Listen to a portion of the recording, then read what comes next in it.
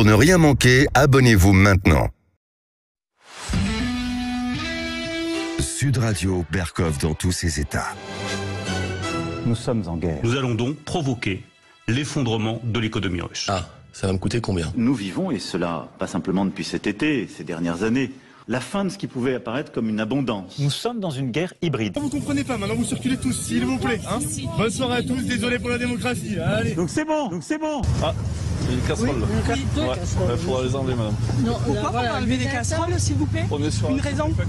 C'est ce coup-ci que la partie se gagne ou se perd. C'est pour ça que je me demande si Fanny se coupe à cœur. Mais si tu avais fait attention au jeu, tu le saurais. Ne te gêne plus. Ne te gêne plus. Ne te gêne plus, Mantelito, je pendant que tu y es. Rien dit, j'ai pas donné de renseignements. En tout cas, nous jouons à la muette. Il est défendu de Paris. Et vous entendez cette partie de cartes, hein? C'est autre chose qu'une casserole, là. C'est à Marseille, que ça se passe. À Marseille, effectivement, où est actuellement le président de la République, Emmanuel Macron. Et nous allons parler de cette première journée et avec le sénateur Reconquête des Bouches-du-Rhône, Stéphane Ravier. Alors, Macron a dit, voilà, je suis en train de faire ça, le chômage, la sécurité, etc. Où en est-on exactement? Eh bien, écoutez, on va en parler avec Stéphane Ravier. Écoutez le président de la République. Mais Marseille, on ne l'abandonne pas comme ça. Marseille, la cité phocéenne, 5000 ans d'histoire. Eh bien, on va parler effectivement de Marcel Pagnol qui avait acheté le château de la Busine. Il le raconte. Et puis, son petit-fils Nicolas, aujourd'hui, se bat. Et il n'est pas seul. Une pétition a été signée par 50 000 personnes. Le maire de Marseille veut reprendre, acheter, squatter, non, il va pas squatter, le château de la Busine pour en faire une école, un centre social, etc. Alors le château de la Busine, c'est quand même le patrimoine. Qu'est-ce qu'on en fait? On va en parler avec le petit-fils de Marcel Pagnol, de ce château de la Busine. Et en seconde partie, eh bien, on va parler corruption. Vous savez, on avait déjà parlé avec Philippe Pasco la semaine dernière. L'association Anticorps s'est vue refuser, ça y est, son agrément. L'association Anticorps qui se bat contre la corruption, qui a soulevé plusieurs lièvres et apporté plusieurs dossiers. Eh ben, apparemment, c'est fini. Ils n'ont plus le droit. Il faut qu'ils s'arrêtent. Pourquoi? Eh ben, on en parle avec l'une de ses directrices, Clotilde Ripoul. Un vrai problème. Alors, il n'y a plus de corruption en France? Il n'y a plus rien? On en parle tout de suite. Sud Radio, Berkov dans tous ses états. Le fait du jour. Merveilleuse chanson de Colette Renard. Marseille, tais-toi Marseille. Ben, Marseille, c'est pas la vocation de Marseille de se taire, hein. Oui, c'est plutôt la vocation de parler trop fort, quelquefois peut-être de crier trop fort. Et puis là, en ce moment, Emmanuel Macron, notre président de la République, est à son deuxième jour. Marseille, il va rester 3 jours. Il était déjà venu 3 jours il y a très peu de temps. Et voilà, donc, les plans, la sécurité, chômage, la drogue, etc., etc. Et on va en parler avec Stéphane Ravier, qui est sénateur Reconquête des Bouches-du-Rhône. Bonjour, Stéphane Ravier. Bonjour, monsieur Berkov. Alors, monsieur Ravier, donc, on est en train de voir, et je vais vous faire écouter peut-être ce qui s'est passé hier, enfin, vous le savez comme moi. D'abord, je voudrais savoir, est-ce que vous confirmez, dit quelqu'un, qu'il est allé visiter Emmanuel Macron le quartier de la Busserine, et on a dit, mais sans doute ce sont des mauvaises langues, que le quartier de la Busserine était entièrement bouclé et que les habitants étaient confinés, parce que sur les images publiées par Maxence Lambrec, journaliste de France Inter, on voit des CRS postés devant chaque porte de la rue. Est-ce que vous confirmez ou vous affirmez? Alors, très sincèrement, je ne m'y suis pas rendu. D'accord. Parce que bon, j'avais accueilli il y a 2 ans, et puis j'avais autre chose à faire. J'avais rendez-vous avec des Marseillais dans le 13e arrondissement que personne ne visite, ni le président, ni le maire. Oui. Donc j'ai préféré être au contact des Marseillais plutôt que de suivre la cour de Sa Majesté élyséenne.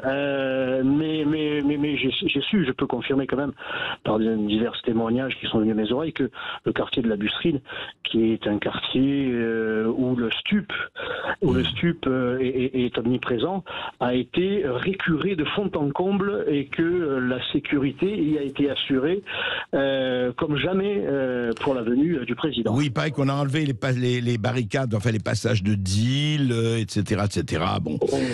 Mais comme quoi c'est possible, vous voyez, comme quoi c'est possible. Comme quoi c'est possible. Alors, mais passons au fond du problème. Alors, à un moment donné, hier, le président de la République s'est emporté. Il parlait avec des Marseillais. Effectivement, il avait le contact avec la foule, le public. Et puis là, il s'est emporté parce que quelqu'un a dit voilà, ça n'avance pas assez vite, etc. Sur les problèmes dont on parle. Donc, écoutez, Monsieur Ravier, écoutez ce que disait hier, très rapidement, un peu de colère dans les paroles du président. Moi, je suis là devant vous. Vous avez jamais vu un président qui est venu pour la deuxième fois 3 jours devant vous. Donc moi, je partage votre indignation. Mais non, mais moi, je prends pas les engueulades pour toutes les décennies passées. Donc je veux bien prendre les engueulades quand on me dit, il y a 2 ans, vous nous avez dit qu'il y aurait 100 s'il n'y a pas 100. Pardon, mais sur la sécurité, j'avais donné des chiffres précis. Tout y est. Sur les transports, j'avais donné des montants d'investissement. Tout y est. Et après, les calendriers, je veux que ça aille plus vite. On ne le fait pas tout seul. Avec le maire, maintenant, on est complètement calé et on développe l'agenda. On y sera. Donc c'est bon. Alors, et voilà. Là, ça vous fait rire, hein, ça vous fait rire. Ah oui, je ris parce que je préfère en rire. Enfin, Emmanuel Macron. Mais regardez, il est venu 2 fois en quelques mois, 2 fois 3 jours quand même. Oui, il y a des touristes qui viennent régulièrement à Marseille, mais Emmanuel Macron, arrêtez-moi si je me trompe, M. Bercoff, il a bien été ministre de François Hollande. Et arrêtez-moi, il a bien été secrétaire général adjoint à l'Élysée en charge de l'économie. Bon, les membres du gouvernement dirigés par Madame Borne, et Madame Borne, la première, c'est bien, c'est pas les perdreaux de l'année, quoi. C'est bien un personnel politique qui est aux commandes, un coup les uns, un coup les autres, un coup ensemble, depuis des décennies, en tout cas depuis de nombreuses années. Donc, si l'emballage avec Emmanuel Macron est plus ou moins différent, le produit reste le même. Ouais, alors vous dites qu'en matière, par exemple, de sécurité, je rappelle qu'il y a eu 23 morts dans les règlements de compte depuis le début de l'année. Nous sommes en juin 2023, depuis janvier 2023, 23 morts dans des règlements de compte. La drogue, on en parle, d'autres choses. Vous dites qu'au fond, rien ne s'est passé, rien n'a changé, rien ne bouge, ou pas? On partait tellement de loin à Marseille, ça fait tellement d'années que la ville est abandonnée, réduction des effectifs de police et en même temps un trafic de drogue qui s'est tellement développé qu'il est incrusté, enquisté dans de nombreux quartiers, dans de nombreux arrondissements et pas seulement dans les quartiers nord. On revient tellement de loin, ou on part tellement de loin que ce que Emmanuel Macron a apporté, et on est loin du compte. On est quand même loin du compte en termes de magistrats et en termes de policiers. Donc il ne fait que, je dirais que qu'entamer un rattrapage de retard, enfin un rattrapage et on est encore loin de la. Mais il entame quand même.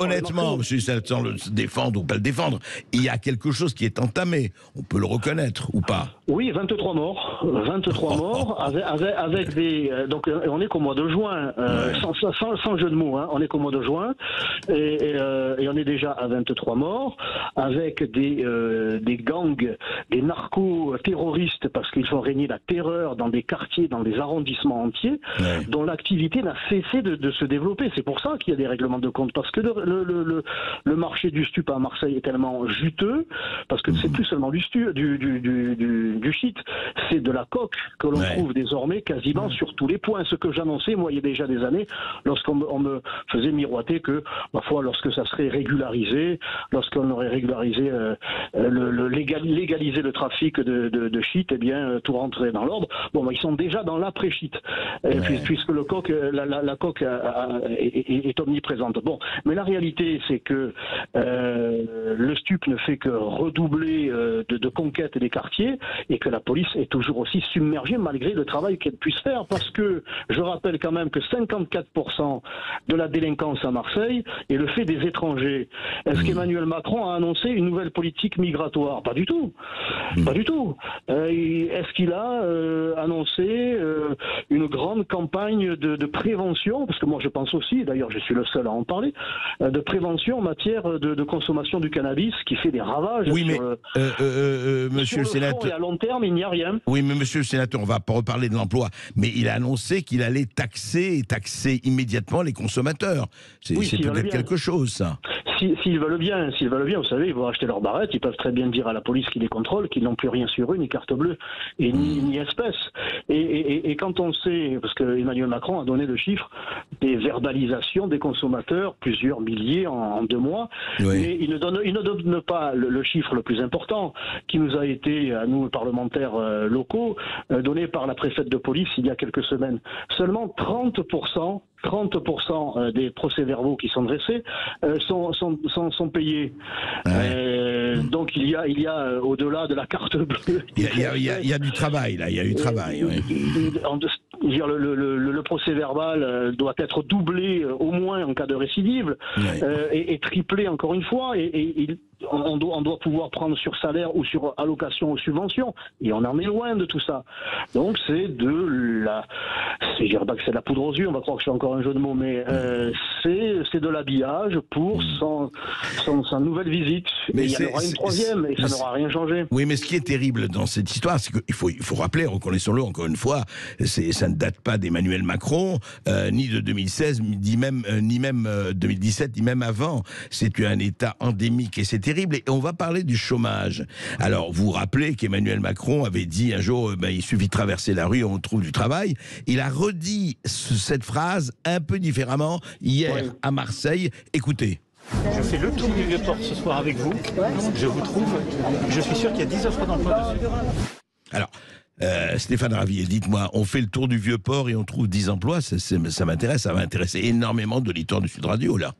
On va tous sur le Vieux-Port, là. On n'a pas seulement besoin d'une dizaine d'emplois à Marseille. 25% de la population marseillaise vit en dessous du seuil de pauvreté. Le chômage y atteint des records. Ce n'est pas la quinzaine ou la vingtaine peut-être d'emplois que vous trouverez sur le Vieux-Port, qui est l'un des rares sites touristiques à Marseille. Parce que vous avez la façade maritime, mais derrière, il n'y a rien. Il y a 240 km² de réalité à Marseille. Il n'y a pas que la façade maritime. Bon, une fois que vous aurez fourni une quinzaine d'emplois, restera des dizaines de milliers de chômeurs en souffrance.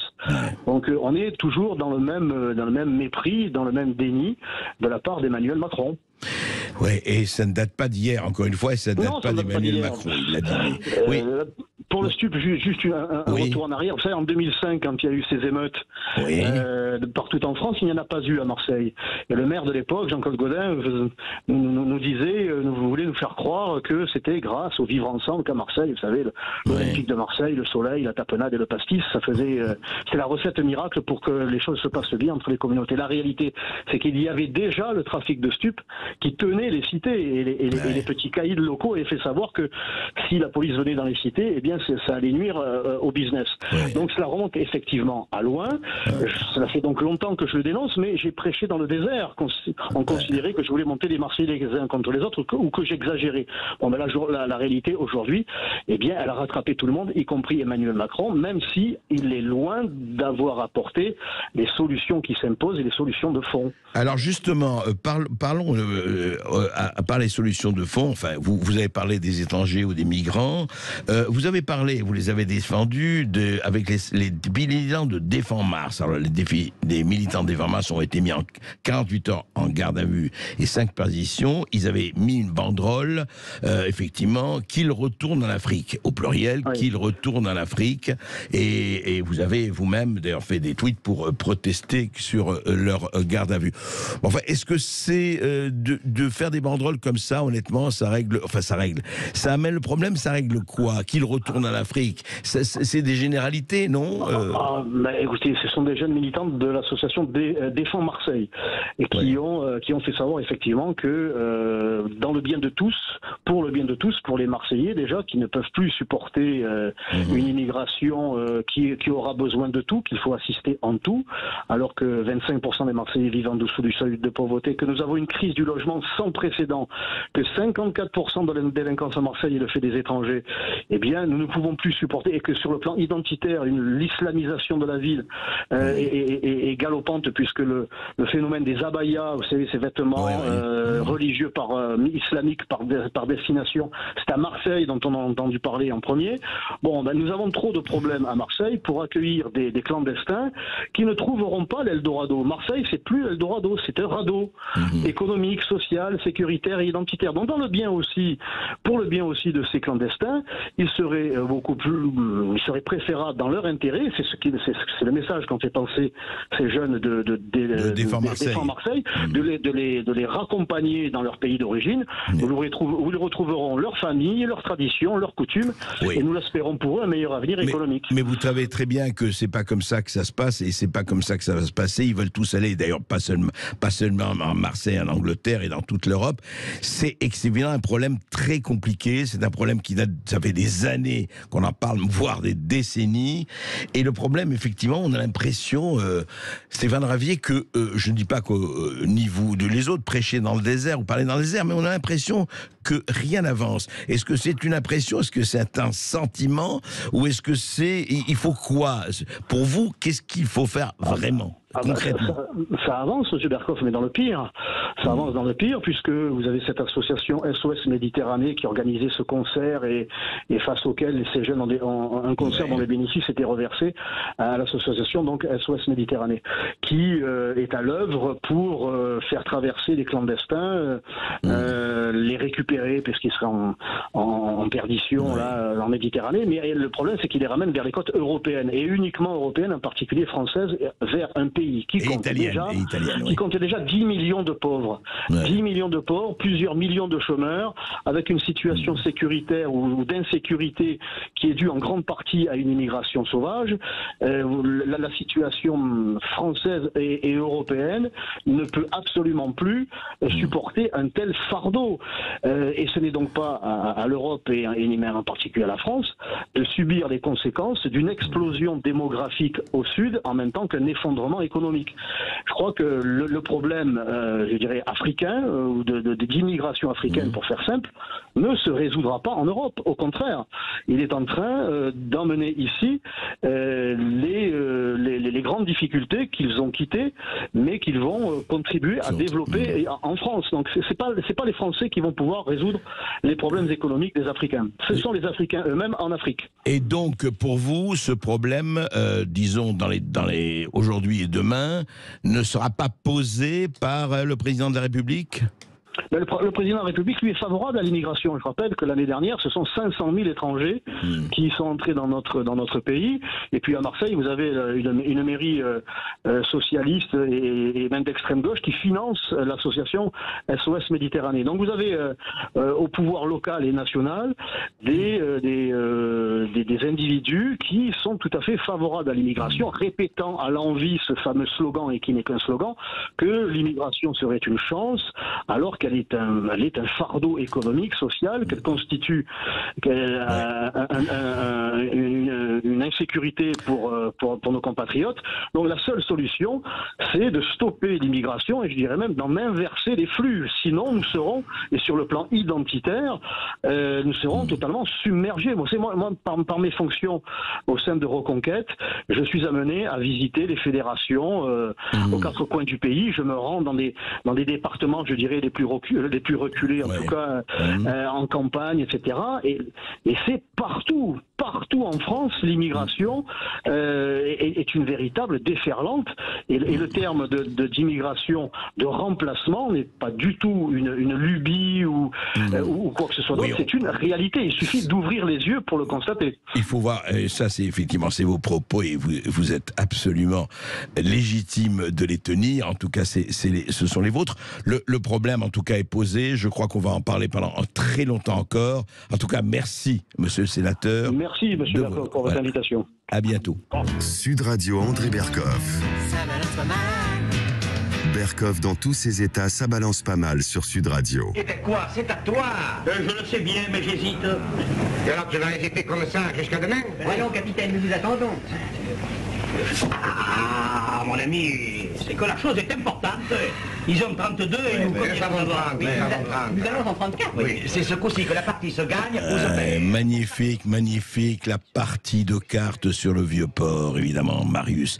D'ailleurs, la trilogie Pagnol, hein, Marius, César, Fanny, je ne sais pas si je le dis dans le bon ordre, mais enfin, Marcel Pagnol, quel écrivain, quel dramaturge, quel cinéaste, magnifique. D'ailleurs, il y a eu très récemment un très beau film sur son enfance, et voilà. Et aujourd'hui, il y a un problème avec le château de ma mère, le château de la Busine.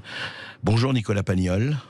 Bonjour. Bonjour, vous êtes le petit-fils de Marcel Pagnol, et l'on sait depuis quelques jours déjà, on en parle, on en a parlé nous aussi, et puis un peu partout, et à juste titre.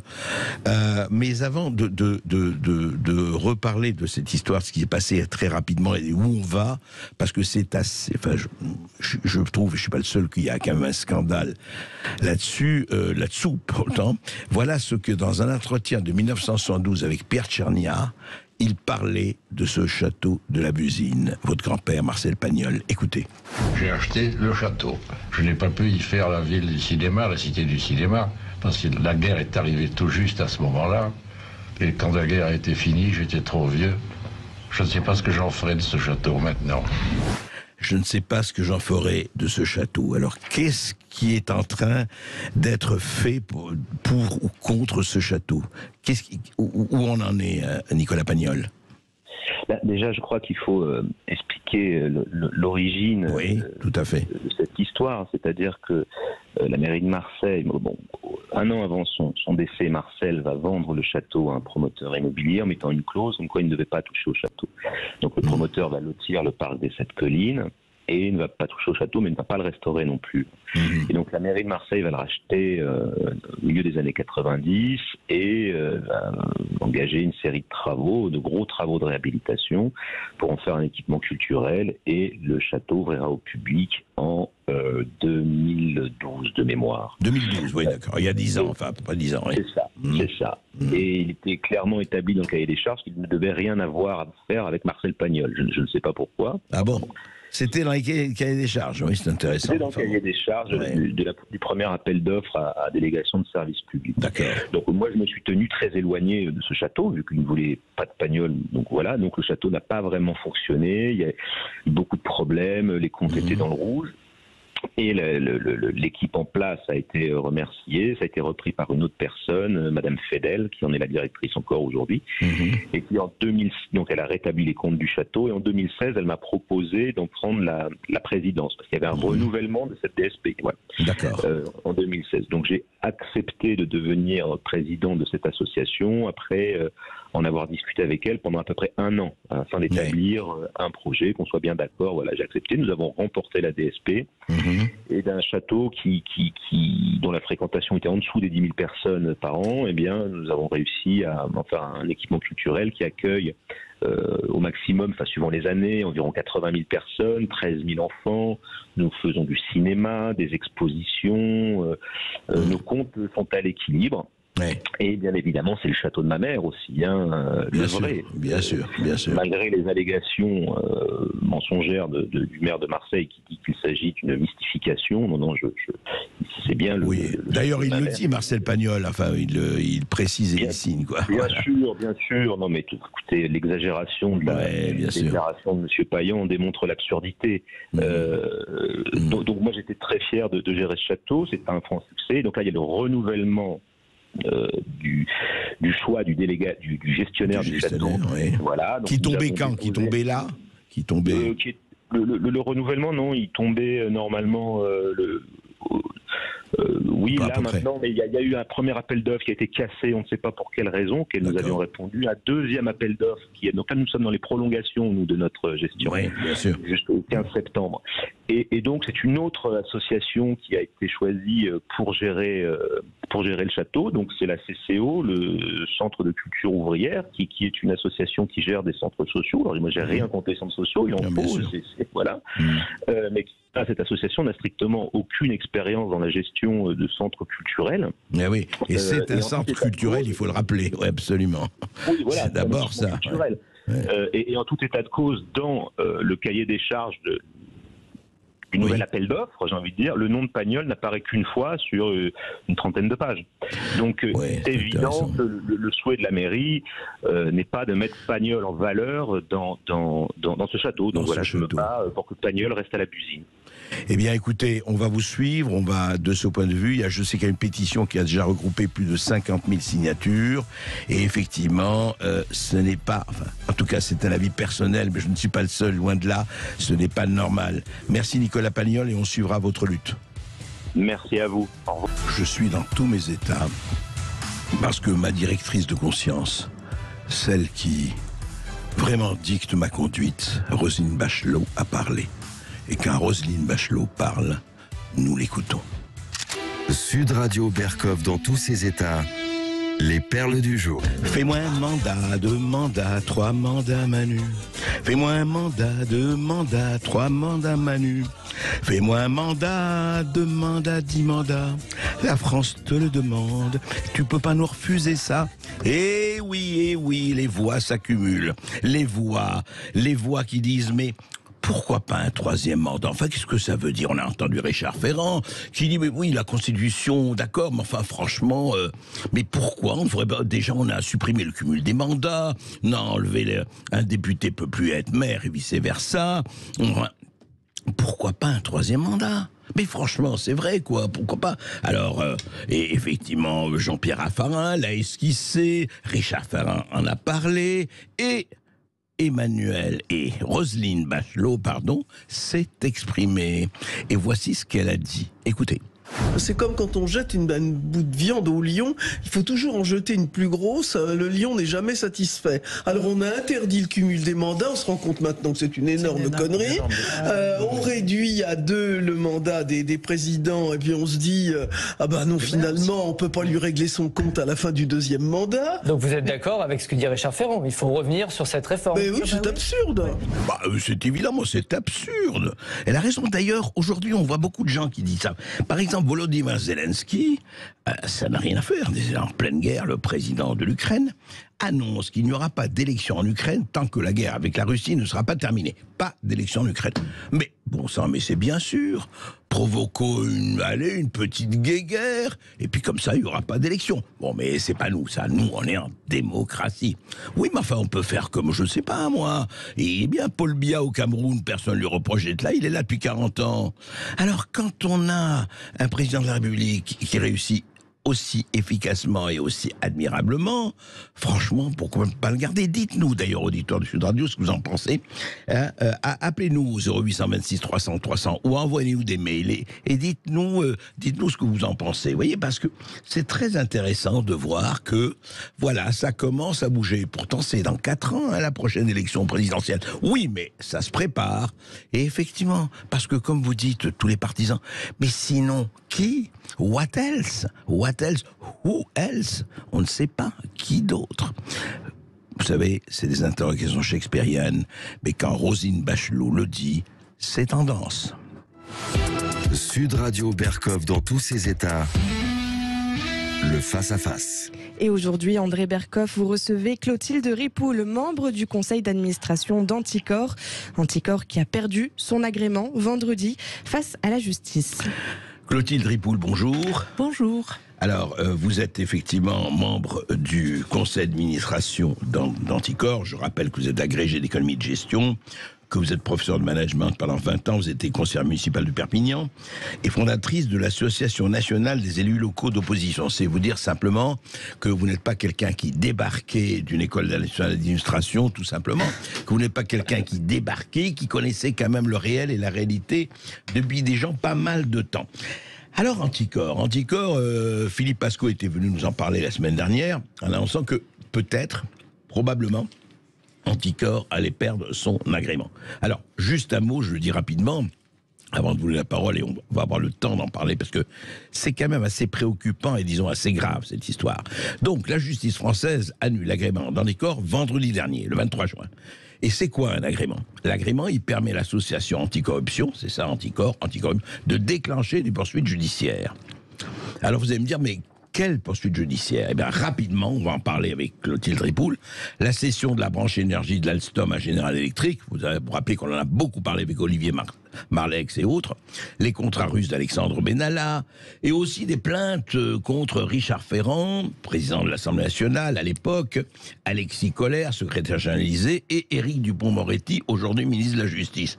Excusez de peu, franchement c'est lourd. Alors ils exagèrent quand même, Anticor, ils s'attaquent. Et puis sur les relations entre l'ex-ministre Sylvie Goulard et l'Institut américain Berggruen. Mais justement, le tribunal administratif a dit décision rétroactive. Ça veut dire que toutes les affaires initiées depuis le 2 avril 21, donc plus de 2 ans, eh ben c'est fini. C'est-à-dire Alstom, fini, Benalla, fini, Ferrand, Collère, Dupond-Moretti, fini. Circuler, il n'y a rien à voir. Qui est devenu un grand slogan un peu partout aujourd'hui. Alors, Clotilde Ripoul, bonjour. Alors, Anticor, d'abord, ça a été créé par qui et comment?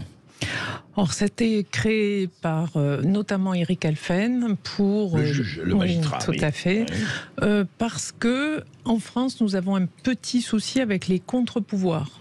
Et donc, il y avait la volonté que les citoyens français s'emparent de cette question de la corruption et puissent peser dans la balance si jamais... Comme vous savez, la séparation des pouvoirs n'est pas complète dans notre belle démocratie et donc puisse, si jamais la justice peinait à initier un certain nombre d'affaires, justement que nos concitoyens puissent se saisir de ces sujets-là et c'était en justice. Voilà. Vous savez qu'on a eu un coup de fil... parce qu'il nous écoute de Montesquieu, il est sous calmant. Le peuple, il sait pas du tout, il en est Montesquieu, ça va très mal. Alors donc, vous avez décidé, et ça s'est créé exactement... Alors, j'étais pas, je suis désolée, j'étais pas à la création. Moi, j'ai rejoint Anticor à l'époque où Catherine Le Guernec, malheureusement décédée, en était présidente. Quand j'ai créé l'Association nationale des élus locaux d'opposition, elle était élue face à Monsieur Balkany. Voilà. Donc, on avait des combats, je dirais, qui se rejoignaient. Ils sont communs, oui, enfin. Voilà, parce que la base de la démocratie, c'est le pouvoir et les contre-pouvoirs. Comme vous a dû vous le dire au téléphone, notre ami Montesquieu. Voilà, il n'y a pas de démocratie sans pouvoir et sans contre-pouvoir. Le contre-pouvoir, c'est un des fers de lance de notre démocratie. Ça doit l'être, c'est-à-dire, sinon, elle s'appauvrit et puis... Et donc, le contre-pouvoir, c'est effectivement de pouvoir avoir question à tout, on le dit souvent ici, et d'interroger sur telle ou telle affaire, telle ou telle, etc. Et Anticor, effectivement, n'a pas chômé de ce point de vue-là. L'association s'est beaucoup développée, a pris du poids. Aujourd'hui, elle est forte de 6500 adhérents dans la France entière. C'est important. Elle a pu développer une véritable expertise en matière de corruption. C'est important de pouvoir être solide pour pouvoir pas faire n'importe quoi dans ce domaine-là non plus. D'où l'intérêt d'un agrément. Bien sûr. Est-ce que nous ne discutons pas de l'intérêt d'un agrément? Oui, alors justement, mais avant de parler de ça, moi j'aimerais peut-être pas mal d'expliquer la corruption, tout le monde sait ce que c'est, mais quand même, l'acte de corruption, il a plusieurs facettes, mais comment on peut le définir si on avait à le définir ? Puisque c'est la chose du monde, hélas, l'une des choses du monde les mieux partagées, il faut le dire. Comment? C'est-à-dire, la corruption, pour prendre un exemple très précis... Je ne savais pas que ce matin, je venais mais absolument, c'est de la philosophie. Refaire une dissertation de philosophie que je n'ai pas bien réussi à l'époque. Expliquez-nous, parce que pourquoi je dis ça? Pas pour se lancer dans des grandes méditations sémantiques, mais parce que où commence... Je dirais qu'il y a une notion d'intérêt personnel et d'intérêt général. Dans la vie publique, l'investissement dans la vie publique se fait au bénéfice, normalement, de l'intérêt général et pas des intérêts... On œuvre pour le bien commun quand on entre en... Tout à fait. Quand on entre en politique, mais aussi de manière générale quand on dirige certaines grosses organisations, qu'elles soient entreprises, privées ou publiques, médiatiques, syndicales ou autres. Oui. Les citoyens payent des impôts, ils sont en droit de s'attendre à ce que tout le monde paye sa part pour contribuer à la dynamique générale et à l'intérêt général. Et la corruption commence à partir du moment où on prend un certain nombre de décisions en vue d'intérêts particuliers, personnels ou particuliers, autres. Bien sûr. Oui. Voilà, et puis en vue d'intérêts généraux.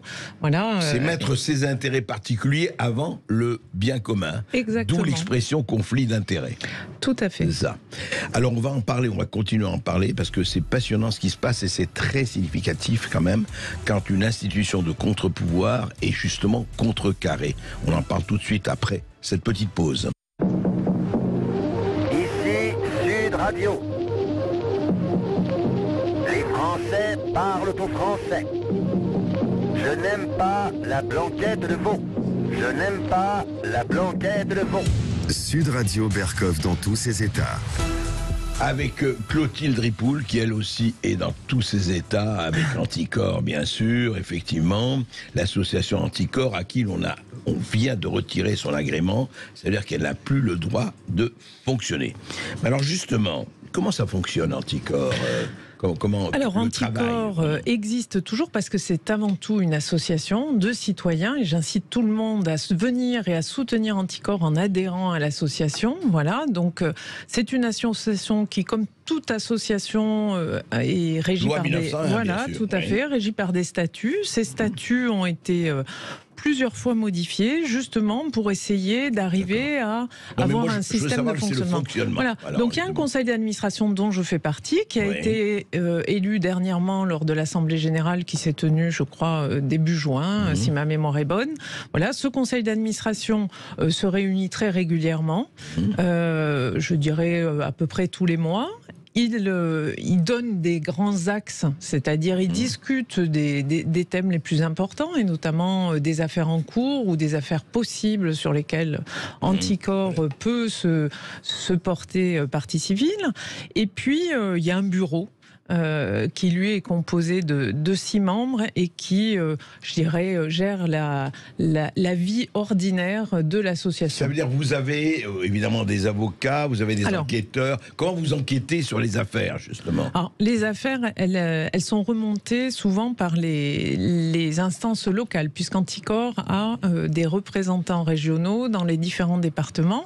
Voilà, ça peut être ça. Ça peut être aussi par des membres du conseil d'administration, par des personnes, des adhérents qui nous sollicitent et qui peuvent envoyer un certain nombre d'informations sur des faits qu'ils constatent. Et là, voilà. Donc à ce moment-là, on regarde, on part pas bille en tête dès que quelqu'un a l'intention ou trouve que son maire ou son élu ou telle ou telle organisation fonctionne mal. Donc bien évidemment, ça passe des filtres juridiques, de faits, on établit effectivement comme une enquête de façon à voir s'il y a légitimité pour se lancer dans une procédure. D'accord. Et ça, ce sont des gens qui enquêtent, qui prennent le temps de regarder le dossier. Tout à fait. Des adhérents dans la plus grosse proportion des cas, et puis on se fait aider d'experts, de personnes qui ont la faculté de donner un point de vue plus éclairé. Juste un mot, ils sont bénévoles, ces experts? Alors ça dépend, il y a des avocats qui travaillent pour Anticorps, et puis, et puis on a quand même une richesse dans les 6500 adhérents qui participent à l'association. Il y a des juristes, il y a des urbanistes, il y a des... Voilà, c'est la richesse de la vie associative et des citoyens engagés. Et vous vivez de vos dons? Enfin, vous vivez des dons, pas de subventions, j'imagine. Non, nous sommes une association qui vit de ses dons, de ses adhérents. Vous faites partie de ces associations rares qui n'ont pas de subventions. Incroyable, ça. Pour garantir notre indépendance. Alors justement, cette indépendance, elle a été mise un peu en question en disant oui, d'accord. D'abord, manque de transparence sur l'identité d'un mystérieux donateur qui verse 5 000 € par mois depuis janvier 2020. Écoutez, Philippe Pascot, qui était à votre place, je crois, a donné son nom. Bon, voilà. Invocation des protections des données personnelles, une politique de confidentialité. Au fond, on vous reproche aussi d'être manipulé dans un sens, soit par l'extrême gauche, soit par ceci, soit par cela, que vous êtes orienté. Vous répondez quoi à cela? C'est-à-dire que nous sommes un contre-pouvoir. Donc, comme son nom l'indique, on est souvent, enfin, dans les affaires, nous sommes contre le pouvoir. Quel qu'il soit, de voilà, droite quel ou de qu'il gauche soit. ou ailleurs. Et du reste, cette orientation, on peut la démentir, puisqu'on nous dit vous n'êtes jamais contre la gauche. Quelque part, il y a cette espèce de soupçon. Mais si, nous sommes contre Jean-Luc Mélenchon concernant ses comptes de campagne, contre Madame Hidalgo concernant la concession du parc des Expositions de Paris. Donc, voilà, le pouvoir aujourd'hui, il y a plus d'affaires contre le pouvoir actuel parce que c'est lui qui est au pouvoir aujourd'hui. Voilà, et que nous contrôlons le pouvoir. Donc si le pouvoir est plus à droite, eh bien, je dirais les affaires seront plus de droite. S'il est plus au centre ou s'il est plus à gauche, voilà. Mais il n'y a pas d'orientation politique dans la façon de fonctionner d'Anticor. Nous avons une détermination, c'est que la corruption en France a un coût qui est exorbitant pour nos concitoyens. Et ça, c'est une donnée qui n'est pas suffisamment mise en avant. C'est-à-dire que l'Europe a estimé que 120 milliards d'euros échappaient aux caisses de l'État du fait... Européen. Non, au niveau français. 120 milliards d'euros échappés aux caisses de l'État. Du fait de la corruption. D'accord. C'est quelque chose de colossal. Et c'est vrai que aujourd'hui, malheureusement, on voudrait présenter Anticor comme un empêcheur de tourner en rond, un gêneur, voilà, qui travaillerait pour des intérêts. Oui, c'est évident. Mais le gêneur, il permet à notre belle démocratie de fonctionner mieux. Bien sûr. 120 milliards d'euros, chiffre donné par les instances européennes. C'est des instances européennes qui ont fait ce calcul-là. D'accord. Et alors justement, à votre avis, pourquoi, si on peut comprendre pourquoi, évidemment, les gêneurs, on veut les empêcher de gêner en rond, si on veut en tout cas. Mais on ne comprend pas très bien, c'est vrai, ça a d'ailleurs choqué beaucoup de nos auditeurs et beaucoup de gens un peu partout. D'ailleurs, on a un contre-pouvoir citoyen qui tombe comme ça. Vous y attendiez ou pas du tout, franchement? Oui. Parce que cet arrêté était mal rédigé. Mais quand il vous est favorable, il n'est pas de mise. L'arrêté fait par Jean Castex, alors Premier ministre. Pour les services par les services du Premier ministre, était mal rédigé, mais il nous était favorable. Donc, les juristes administratifs, dont je ne fais pas partie, mais ils vous diront, on ne se porte pas plainte contre un arrêté mal rédigé qui vous est favorable. Donc, nous, à titre personnel, Anticor, nous n'avions aucune raison d'attaquer cet arrêté. Voilà. Oui, je comprends. Et en fait, il s'est révélé... Alors, il a été attaqué par un ancien adhérent d'Anticor, voilà, qui a trouvé une faille qui était bien trop évidente et qui n'est pas satisfait pour différentes raisons. Et je dirais que ça, c'est la vie de l'association, c'est assez sain. Maintenant, ce que nous demandons, c'est que la Première ministre fasse au plus vite pour rétablir l'agrément d'Anticor et montre par là que le gouvernement est un gouvernement qui montre haut et fort que la lutte anticorruption, ça fait partie de ses valeurs. Je dirais que plus le temps s'écoulera entre maintenant et la promulgation d'un nouvel arrêté nous donnant notre agrément, plus on pourra douter de la bonne volonté du gouvernement. Parce que la Première ministre, en l'occurrence Elisabeth Borne, peut aller contre le jugement du tribunal administratif. Tout à fait, puisque finalement cet agrément, il a été annulé pour un motif purement de rédaction de l'arrêté. Oui, vice de forme. Voilà, presque, oui, exactement. Un vice de forme qui n'est pas, je dirais, c'est pas Anticor qui est à l'origine de ce vice de forme. C'est les services du Premier ministre Jean Castex de l'époque. Voilà. Bon, on peut croire qu'ils avaient beaucoup de travail et qu'ils ont été négligents sur la rédaction de l'arrêté, mais justement, il y a moyen aujourd'hui et très rapidement de remettre tout ça d'équerre. Et juste pour savoir, vous êtes en contact, j'imagine, avec les services du Premier ministre ou de la Première ministre en ce moment. Est-ce que au fond, derrière il y avait même une dimension politique parce que Alstom, General Electric, on sait ce que ça a fait. Richard Ferrand, Alexis Colère, Éric Dupond-Moretti, encore une fois. Et c'était, vous m'avez dit hors antenne que c'était Éric Dupond-Moretti qui devait, en fait, en tant que ministre de la Justice, signer le nouvel agrément. Normalement, ça dépend du ministère de la Justice, tout à fait. Mais pour raison de conflit d'intérêts, c'est transféré au Premier ministre. Exactement. Alors écoutez, on va continuer d'en parler, c'est absolument passionnant. Anticor, comment lutter effectivement contre la corruption, comment surtout rétablir les contre-pouvoirs. C'est absolument fondamental dans tous les domaines. Ici Sud Radio.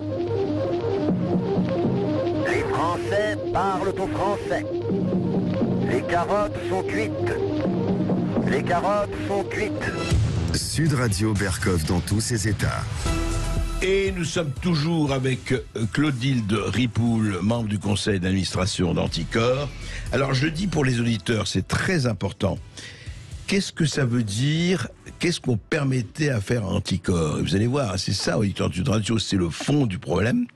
L'agrément permet à Anticor, comme à toute association qui se prétend lutter contre la corruption, ou autre domaine, de saisir un juge indépendant lorsque le procureur de la République, je le rappelle, qui est toujours placé sous l'autorité du ministre de la Justice, classe sans suite un dossier en matière de probité publique. C'est bien ça. C'est-à-dire, exactement. C'est ça. C'est-à-dire que et Dieu sait si on a entendu telle ou telle affaire, elle est classée sans suite, etc. Vous, ce que vous pouvez faire, c'est dire, enfin, ce que vous pourriez faire jusqu'à l'agrément, et on espère que vous l'aurez à nouveau. Vous saisissez un juge indépendant, parce qu'il y a une magistrature indépendante, et une magistrature, il faut le dire, qui dépend, on le sait, du ministère de la Justice, dont la carrière dépend du ministère de la Justice, donc du président, etc. Eh bien, vous pouvez saisir un juge indépendant qui va poursuivre l'affaire. C'est bien ça, c'est ça. C'est-à-dire qu'aujourd'hui, si jamais pour X raisons, le ministère de la Justice soit oublie, soit classe sans suite, soit une affaire particulière, et que nous jugeons que les éléments que l'on a entre les mains nous portent à croire qu'il y a quelque chose d'important et qu'il faut aller au-delà, on peut saisir la justice et le juge indépendant. Et donc ça nous permet d'avoir un rôle d'aiguillon véritablement de la justice, et un aiguillon indépendant. Voilà. Et donc ça c'est très important. Ça ne veut pas dire que toute affaire tomberait sans... qu'il n'y aurait plus d'affaires de corruption sans Anticor. Bien sûr. Voilà. Mais ça veut dire que nous sommes justement indépendants des pouvoirs politiques, et que on peut des pouvoirs financiers aussi. Exactement, puisque on a des dons uniquement de particuliers et pas d'entreprises. Voilà. Donc nous pouvons justement apporter cette volonté citoyenne sur un certain nombre d'affaires. Alors justement, Morgane, je crois que nous avons déjà des auditeurs. Nous en avons vos réactions en direct sur Sud Radio au 0826 300 300. Appelez-nous dès maintenant. Faites comme César qui est en ligne avec nous. Bonjour César. Bonjour César. Bonjour André Berkov et merci beaucoup pour vos émissions. Merci à vous. Dites-moi. J'attendais ce sujet de la corruption depuis un moment. En plus, il y a le film Equalizer 3 avec Denzel Washington qui parle de la mafia en septembre. Donc ça va être hyper intéressant pour ceux qui... mais la mafia, c'est aux États-Unis, César. C'est pas en France. Enfin, César, qu'est-ce que vous nous racontez, là, franchement? Oui, alors justement, je voudrais juste alerter à mon sens et soumettre une idée, vous en ferez ce que vous voulez. Allez-y. Mais ça parle de la corruption. Donc, le problème de la corruption, c'est que ça nourrit, à mon sens, ce qu'on appelle la mafia. Et de la même façon que il y a une corruption de gauche, une corruption de droite, il n'y a pas de couleur pour ces choses-là. De la même façon, il y a des mafias de gauche, des mafias de droite, des mafias centristes. Le concept de la mafia se nourrit de la corruption. J'adore la mafia centriste. Ça, c'est la mafia centriste, César, me donnait une grande idée, là. Mais par contre, mais le problème de la mafia, c'est que c'est le contraire de la République. C'est-à-dire que là, il n'y a pas de gens qui votent, on fait croire aux gens qui votent, et en fait, ils votent pas. C'est le contraire de la République. La République, c'est quand les gens y votent. Et donc, mon idée par rapport à ce rapport de force qui est en fait de plus en plus fasciste, de plus en plus violent. Et alors, qu'est-ce que votre idée? En fait, je pense que la première chose d'abord, ce serait de pouvoir voter pour le président du Conseil constitutionnel, parce qu'il est très gentil, Monsieur Fabius, mais malheureusement, personne n'a voté pour lui. En tout cas, moi, j'ai pas voté pour lui, et je pense que vous, Monsieur Berkov, vous n'avez pas voté pour lui non plus. Donc personne n'a voté pour lui. Et la deuxième chose, et ça c'est, je pense qu'à problème nouveau, à réflexion nouvelle et parfois solution nouvelle, je voudrais juste dire que on a tout pour être heureux aujourd'hui. On a une technologie qui développe bien, on a l'internet, on a le téléphone, d'ailleurs je peux vous appeler grâce à ça, mais je pense que à l'avenir, il faudrait qu'on puisse voter pour un général d'armée qui soit là pour protéger les peuples et les pays. Je parle en plus du président, je parle pouvoir voter pour notre général dans chaque pays, parce que si on veut lutter contre les rapports rapport de force. Il faut pouvoir avoir des gens qui représentent la force et qui aient la légitimité de voter par le peuple pour nous libérer des mafias. Voilà ce que je voulais dire. Voter pour le président du Conseil constitutionnel, voter pour un général d'armée. Voilà ce que je voulais dire en termes de contre-pouvoir. Voilà. À condition, effectivement, ce général d'armée, qu'on soit garanti de son indépendance. Là aussi, vous savez, il faut faire très attention, mais je comprends ce que vous voulez dire. Mais moi, je rebondis juste, Claudie Ripoul, sur l'idée de César. Effectivement, comment rétablir les contre-pouvoirs? Vaste programme. Mais je veux dire, qu'est-ce qui fait qu'en France, parce que on va pas revenir sur les problèmes des séparations des pouvoirs, etc. On va pas refaire de la philosophie, mais quand même, il y a quelque chose qui est en train de comment dirais-je, comme une termitière, quoi, de s'ensabler. Oui, c'est-à-dire que malheureusement, beaucoup de nos concitoyens considèrent que le contre-pouvoir, c'est l'empêcheur de tourner en rond et ne voient pas qu'au final, c'est à lui que ça nuit. Non mais pardon, Clotilde Ripoul. Oui. Le contre-pouvoir, ça devrait être le législatif. Il y a 3 pouvoirs. Oui. Enfin, je vais revenir à la base. L'exécutif, législatif, le judiciaire. Oui. Est-ce que le législatif et judiciaire exercent leur fonction de contre-pouvoir aujourd'hui, face à l'exécutif? ils ne protègent pas suffisamment les contre-pouvoirs. On le voit dans l'affaire d'Anticor. Que l'on ait un agrément, ça paraît normal, c'est-à-dire n'importe quelle association constituée hier ne pourrait pas aller sur n'importe quelles affaires, ça serait compliqué pour les tribunaux. Par contre, que cet agrément soit délivré par un pouvoir politique, on voit bien que... Alors qui devrait délivrer l'agrément? À des associations comme la vôtre. Un organisme indépendant. Un organisme indépendant. Voilà, qui ne soit pas nommé par le politique. Aujourd'hui, on voit bien les limites de ce système-là, puisqu'aujourd'hui, nous perdons notre agrément pour un vice de forme d'un arrêté qui a été rédigé par le secrétariat du Premier ministre. C'est ubuesque comme système. Il faudrait un organisme indépendant qui donne son agrément ou pas. Exactement. Morgane, qui avons-nous? Nous avons maintenant Frédéric qui nous appelle de Nantes, et vous qui nous écoutez, continuez à réagir en direct au 0826 300 300. Bonjour Frédéric. Oui, bonjour Monsieur Berkoff. Bonjour. Bonjour à votre invité et bonjour à toute l'équipe de Sud Radio.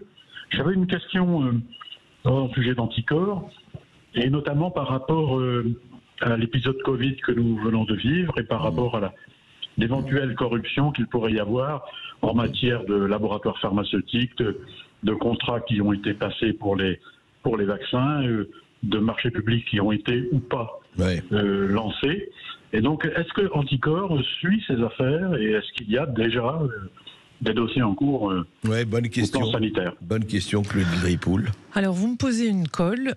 Anticor suit toutes les affaires dans le sens où, effectivement, le sujet que vous abordez, ça fait partie des sujets que nous suivons.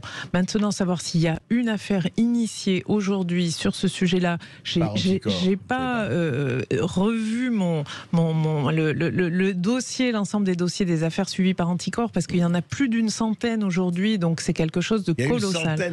Il y a plus d'une centaine d'affaires aujourd'hui suivies par Anticor. Voilà. Mais tout à fait, monsieur, ça rentre complètement dans notre champ d'investigation, puisqu'il n'y a pas de champ qui échappe d'une certaine manière à partir du moment où vous avez prononcé un terme, par exemple, appel d'offres publiques. Voilà. Il y a des sujets qui amènent l'association Anticor à pouvoir être présente si jamais on remarque qu'il y a des appels d'offres qui n'ont pas été passés dans les règles ou des détournements. Alors, on sait, vous l'avez dit, Claudie Ripoul, qu'Anticor a commencé à faire des recours pour récupérer l'agrément. On va suivre ça quand on le saura. Mais en attendant, est-ce qu'il n'y a pas un problème, et je parle d'Anticor comme tous les autres, est-ce qu'il n'y a pas un problème de moyens? Parce que si vous voulez, et ce que disait Frédéric, il a raison, parce que c'est vrai que l'histoire de Big Pharma, il y aurait beaucoup de choses à dire. Et d'ailleurs, il y a des enquêtes un peu partout dans le monde, en Allemagne, aux États-Unis, en Suède, en Italie, partout. Est-ce qu'il ne faut pas quand même des moyens financiers? Parce que des hommes, oui, mais ça demande, c'est un travail énorme, c'est un travail considérable. Je suis bien d'accord. L'argent est un nerf de la guerre et du travail efficace de l'association, mais cet argent, il ne peut pas venir de n'importe où, il ne peut pas être des subventions publiques, puisqu'on l'a bien vu, il ne peut pas venir d'entreprises non plus, parce que on pourrait penser qu'on n'est plus indépendant. Qui paye commande, exactement, c'est pour ça que j'incitais tout à l'heure, tout tout citoyen intéressé. Alors juste, voilà, sur le site d'Anticor, vous avez la possibilité d'adhérer en ligne de façon très rapide, avec des sommes qui peuvent être variables selon vos moyens. Mais toute adhésion, c'est un soutien important pour l'association. Plus nous serons nombreux à adhérer et à donner à l'association, plus nous aurons des moyens, effectivement, pour être présents. Parce qu'aujourd'hui, des associations agréées en France contre la corruption, enfin, jusqu'à qu'Anticor fasse son agrément, il n'y en a que 3. Donc, c'est très peu. Il y en a 3 en tout dans toute la France. Oui, c'est ce que nous avait dit Philippe Pasco. Et c'est vrai que moi, ça m'avait absolument étonné. Je me dis, il y a 3 associations, dont la vôtre, qui sont dédiées à la lutte anticorruption. Anticorruption, voilà. C'est peu. Et donc, il est important qu'un maximum de citoyens concernés viennent renforcer nos rangs, parce que c'est important aussi de montrer que le citoyen français ne vit pas dans un monde où il s'imagine que tout est beau, tout est joli, et que la démocratie n'est pas en danger avec ce type de perte de contre-pouvoir. La démocratie est en danger. Voilà, c'est important de bien faire le lien entre démocratie et contre-pouvoir et de venir soutenir Anticor. C'est sûr. En même temps, écoutez, puisqu'il n'y a que 3 associations, c'est-à-dire que la France, quand même, ne va pas si mal du point de vue corruption, franchement. À part 2 ou 3 affaires et quelques brebis plus ou moins galeuses, mais tout va pour le mieux dans le meilleur des mondes, comme disait l'admirable Voltaire. Vous faites un lien entre le faible nombre d'associations et sûrement le faible nombre de si la France était aussi corrompue que vous le dites, mais il y aurait des foultitudes d'associations qui seraient créées. Ah non, je plaisante à peine, mais c'est vrai que c'est très préoccupant. C'est très préoccupant parce que ce qui est très préoccupant quand même, on va pas faire du juridique, Clotilde Ripoul, ce qui est très préoccupant quand même, parce qu'il me frappe, enfin, ça ne me rajeunit pas, mais j'ai quelques décennies d'observation, qu'elles soient politiques ou sociales ou autres, c'est qu'aujourd'hui, plus qu'avant, ça a toujours existé bien sûr, on a l'impression qu'il y a un sentiment d'impunité. On a l'impression qu'on vit dans une société à irresponsabilité illimitée et que les gens font des choses, on entend parler. Je ne vais pas remonter au sang contaminé, je ne vais pas remonter au Mediator, mais enfin. Et puis au 19e, à la Troisième République, les piastres, les emprunts russes, etc., etc. Enfin, ça a toujours existé la corruption, on le sait, depuis les Romains. Mais quand même qu'aujourd'hui on soit dans une telle, oui, écoutez, circuler rien à voir, la question ne sera pas posée, non-lieu, non-lieu. Radio.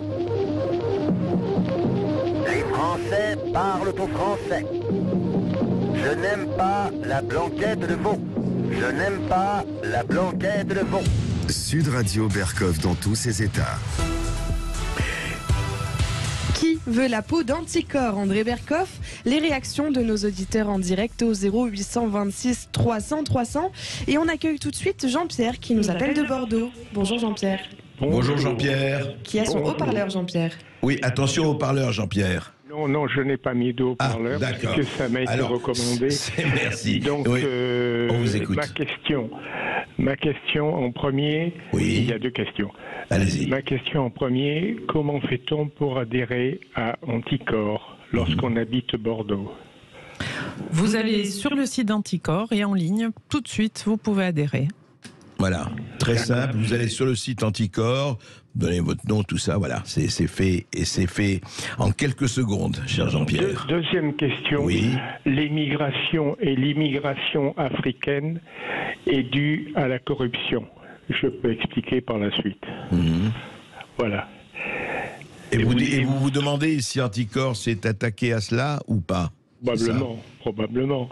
Mais ce que je veux dire par là, c'est que l'émigration et l'immigration dont on parle maintenant, en ce moment, et dont on se plaint bien sûr, est due à la corruption. J'ai vécu en Afrique.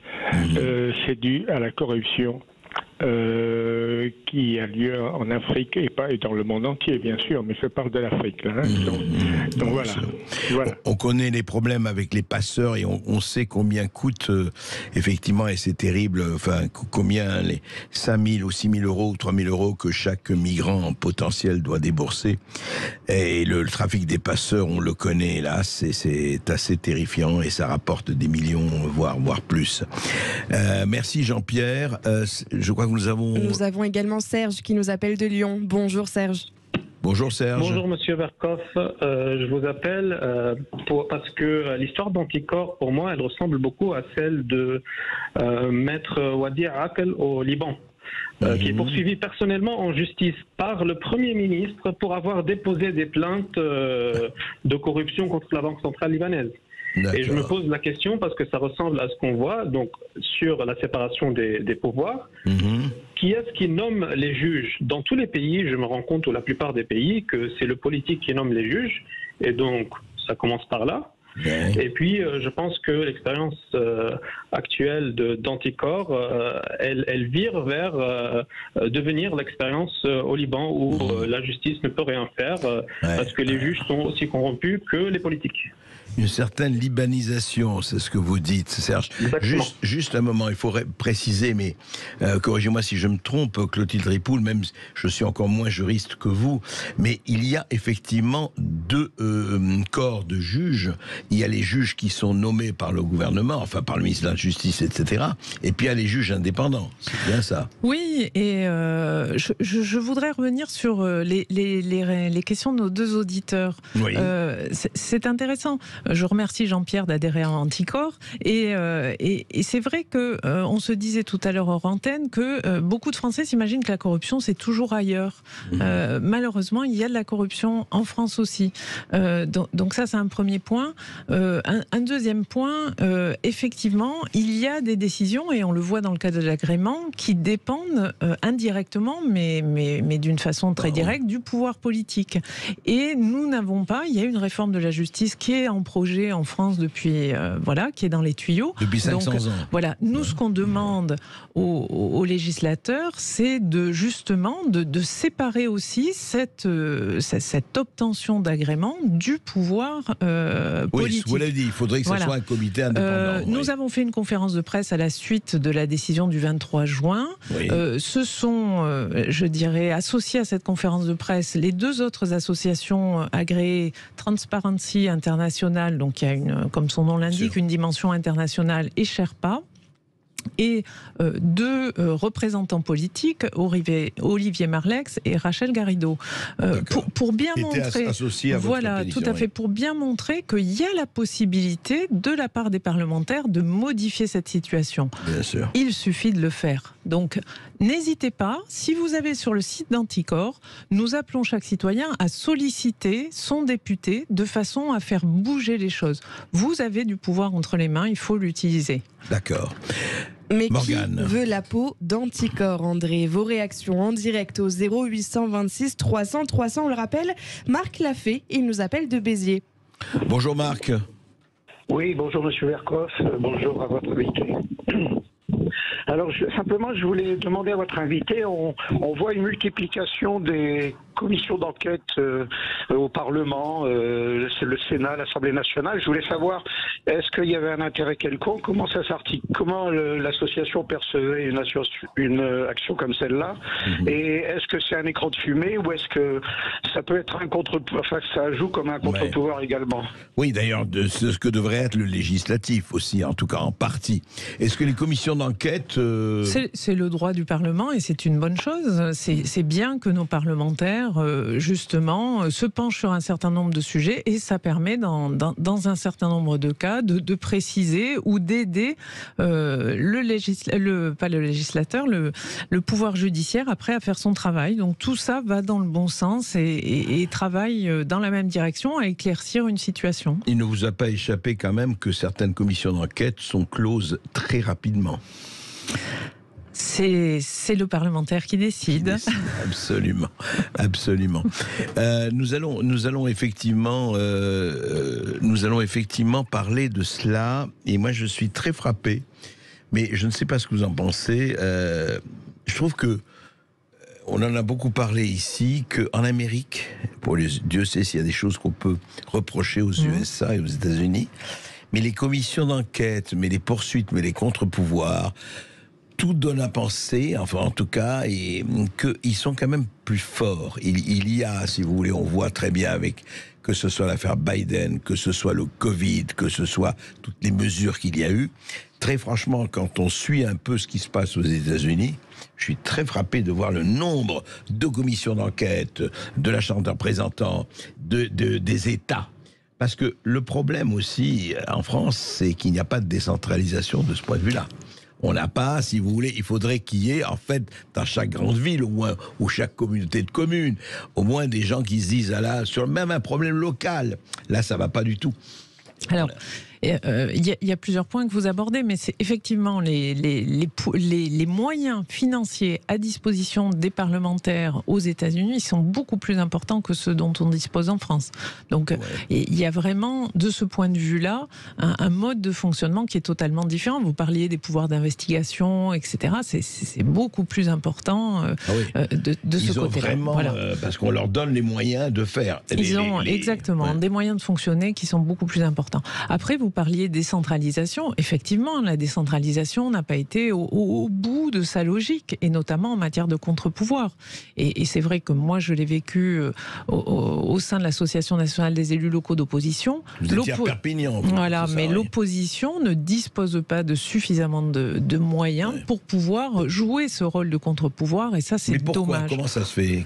Concrètement, c'est un manque de moyens financiers, c'est quoi? C'est un peu tout. C'est un manque de moyens financiers, mais aussi un manque de moyens humains, puisqu'elle est réduite à sa portion congrue par le système majoritaire. Et donc, on a en France une culture du majoritaire, on a en France une culture du pouvoir en place, et on a du mal à donner sa place au contre-pouvoir et à légitimer, à sacraliser la nécessité du contre-pouvoir. On le voit aujourd'hui avec Anticor, on le voit dans beaucoup de circonstances, et on est encore dans un exercice démocratique qui n'est pas complètement mature, je dirais. Vous voulez dire que, par exemple, dans les conseils municipaux, un peu partout, disons dans ou dans les conseils régionaux ou départementaux, les élus d'opposition, c'est vraiment la portion congrue. C'est compliqué d'avoir accès à un certain nombre d'informations. Il n'y a pas de transparence sur les documents administratifs. Ils ne sont pas communiqués à tout le monde? Ils peuvent l'être, mais s'ils ne le sont pas, vous devez demander à une instance qui s'appelle la CADA, qui rend un avis qui n'est pas forcément suivi des faits. Donc il faut aller au tribunal administratif pour obtenir après les documents en question, etc. Il y a beaucoup de freins pour que certains types d'élus et certains citoyens puissent avoir accès à des décisions qui sont publiques et qui devraient être transparentes. Voilà, donc le pouvoir n'a pas organisé une fluidité de ce type de fonctionnement, et ça entrave le contrôle et du coup le contre-pouvoir. Et du coup le contre-pouvoir, oui, vraiment vaste programme. Dieu sait, c'est pas les travaux d'Hercule, mais un petit peu, mais c'est pas loin. Clotilde Ripoul, je rappelle, membre du conseil d'administration d'Anticor. On saura, j'espère pour vous bientôt, si vous aurez votre agrément ou pas, puisque c'est pas encore décidé. À votre avis, ce sera pour Madame Borne peut décider très vite de nous redonner un agrément. Elle a 4 mois plus 2 éventuellement pour le faire. Nous espérons que ça sera très rapidement fait, de façon à ce que nous puissions continuer à faire notre travail dans la sérénité. En attendant, nous allons faire appel. Eh bien, écoutez, on va suivre cette affaire. Merci. Merci à vous. Et merci à vous tous de nous avoir suivis. Berkoff dans tous ses états revient demain à 12h30.